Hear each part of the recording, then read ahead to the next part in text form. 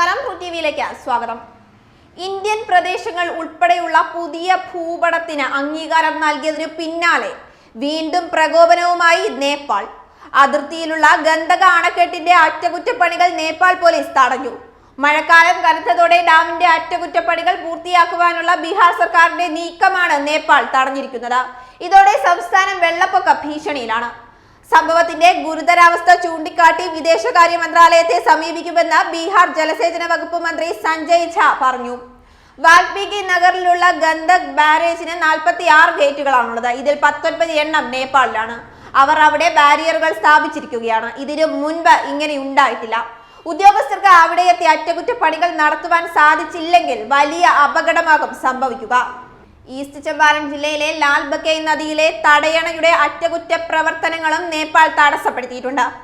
എല്ലാ വർഷവും മൺസൂണിന് മുൻപ് ഇവിടങ്ങളിൽ ബീഹാർ അറ്റകുറ്റപ്പണികൾ തീർക്കാറാണ് പതിവ്.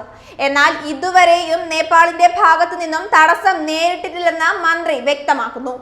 കഴിഞ്ഞ വർഷം വരെ ഒരു തടസ്സവുമില്ലാതെ അറ്റകുറ്റ പ്രവർത്തനങ്ങൾ നടന്നതാണ്.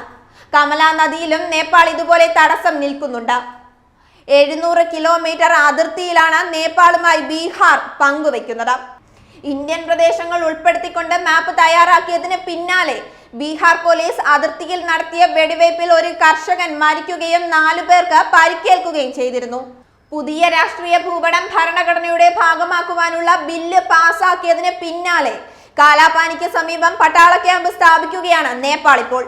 ഉത്തരാഖണ്ഡിലെ ലിപുലെ, കാലാപാനി, ലിംബിയതുര എന്നീ പ്രദേശങ്ങളാണ് പുതിയ ഭൂപടത്തിൽ നേപ്പാൾ അടയാളപ്പെടുത്തിയിരിക്കുന്നത്. മാത്രമല്ല, കാലാപാനി അതിർത്തി പ്രദേശത്ത് നേപ്പാൾ പട്ടാള മേധാവി പൂർണ്ണചന്ദ്ര ദാപ്പ ബുധനാഴ്ച സന്ദർശനം നടത്തുകയും ചെയ്തിരുന്നു. ഇപ്പോഴിതാ ഇന്ത്യയുമായി അതിർത്തി തർക്കം നിലനിൽക്കുന്നതിനിടെ ഇന്ത്യക്കാർക്കുള്ള പൗരത്വ നിയമവും നേപ്പാൾ ഭേദഗതി ചെയ്തു.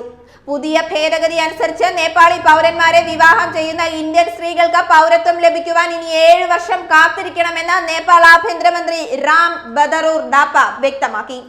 ഇന്ത്യൻ പൗരന്മാരെ വിവാഹം കഴിക്കുന്ന വിദേശികൾക്ക് 7 വർഷത്തിന് ശേഷമേ പൗരത്വം നൽകൂവെന്ന ഇന്ത്യയിലെ നിയമത്തിന് ബദലായാണ് നേപ്പാൾ പുതിയ നിയമം കൊണ്ടുവന്നതെന്നാണ് സൂചന. ഇന്ത്യൻ ഭൂഭാഗങ്ങൾ കൂടി ഉൾപ്പെടുത്തി ഭൂപടം പരിഷ്കരിച്ചതിന് പിന്നാലെയാണ് നേപ്പാളിന്റെ അടുത്ത നടപടിയും പ്രകോപന നടപടി. ഇന്ത്യയുടെ മേഖലകൾ തങ്ങളുടേതായി അടയാളപ്പെടുത്തിയ പുതിയ രാഷ്ട്രീയ ഭൂപടം ഭരണഘടനയുടെ ഭാഗമാക്കുവാനുള്ള ബില്ല് നേരത്തെ തന്നെ നേപ്പാൾ പാർലമെന്റ് പാസാക്കിയിരുന്നു. ഇന്ത്യയുമായി ഏറ്റുമുട്ടലിനില്ലെന്നും ചർച്ചകളിലൂടെ തർക്കം പരിഹരിക്കുവാൻ ഒരുക്കമാണെന്നും ഭരണകക്ഷിയായ നേപ്പാൾ കമ്മ്യൂണിസ്റ്റ് പാർട്ടിയുടെ അധ്യക്ഷനും മുൻ പ്രധാനമന്ത്രിയുമായ പുഷ്പകമൽ ദഹൽ പറഞ്ഞിരുന്നു. വിദേശകാര്യ സെക്രട്ടറി തല ചർച്ച വേണമെന്ന നിർദ്ദേശത്തിന് ഇന്ത്യ ഇതുവരെയും മറുപടി നൽകിയിട്ടില്ലെന്നാണ് കാഠ്മണ്ഡുവിന്റെ വാദം.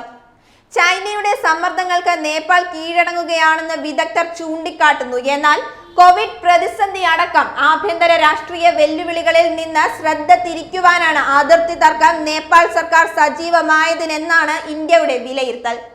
ഇതിനിടയിൽ കാലാപാനിക്ക് അടുത്തുള്ള പ്രദേശത്ത് സായുധ പോലീസ് സേനയുടെ അതിർത്തി പോസ്റ്റ് സ്ഥാപിച്ചതായും വിദേശകാര്യ വകുപ്പ് ഡെപ്യൂട്ടി മേധാവി അറിയിച്ചു.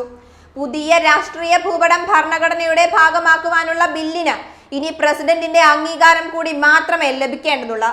ചരിത്ര വസ്തുതകളുടെ പിൻബലമില്ലാതെ കൃത്രിമമായി ഭൂവിസ്തൃതി വർദ്ധിപ്പിക്കുന്നത് അംഗീകരിക്കുവാനാകില്ലെന്ന് വിദേശകാര്യ മന്ത്രാലയം തിരിച്ചടിച്ചു. കാലാപാനി ഉത്തരാഖണ്ഡിലെ പിതോരാഗഡ് ജില്ലയുടെ ഭാഗമാണെന്ന് ഇന്ത്യയുടെ നിലപാട്. അതിർത്തി പ്രദേശങ്ങളിലെ നേപ്പാളിന്റെ അവകാശവാദം 1817 തള്ളപ്പെട്ടതും ഇന്ത്യ ഉന്നയിക്കുന്നു. പ്രശ്ന പരിഹാരം നീക്കത്തിന് ഇരു രാജ്യങ്ങളും നയതന്ത്ര കാര്യങ്ങളിൽ സജീവമാണ്. News desk, true TV.